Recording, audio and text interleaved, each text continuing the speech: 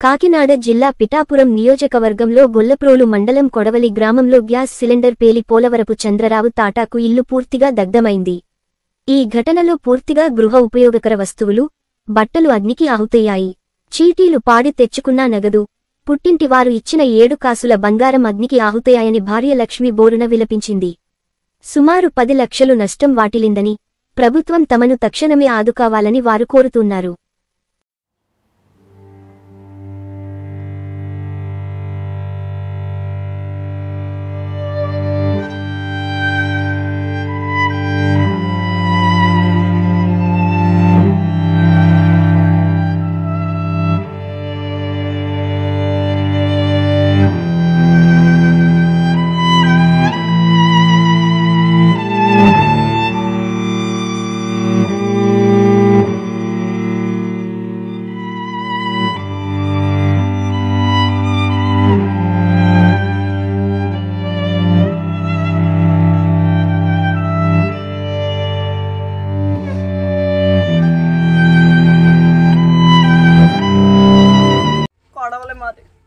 ఇలా గొల్లపూలు పడినాడు కానీ ఇంటికాడ మేము శుభ్రం అంతే చేసిన బండ ఈకైపోయి పేలిపోయి ఇంట్లో ఫ్రిడ్జ్ బీరువా మంచం ఇంట్లో 1 లక్ష రూపాయలు ఉంది, 7 కాసులు బంగారం ఉంది, అంతా కాలిపోయింది. మా అబ్బాయికి పోలేదని హాస్పిటల్కి వెళ్తున్నాడు.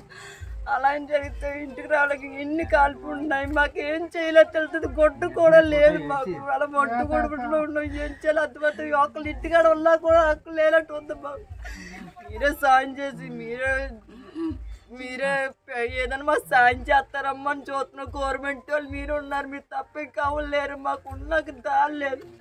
అమ్మ వాళ్ళు అందాకనే స్థలం కట్టుకుంటారని అందాక కట్టుకొని పాకని ఇచ్చారు, అది కూడా లేకనే పోయింది. గ్యాస్ లేదు, ఏం లేదు, అన్ని కాలిపోయి ఏం చేయాలో తెలుస్తలేదు మాకు. కూర్చొని అలా ఏడాలో నవ్వాలో తెలుస్తలేదు మాకు. మీరే సాయం చేయాలి.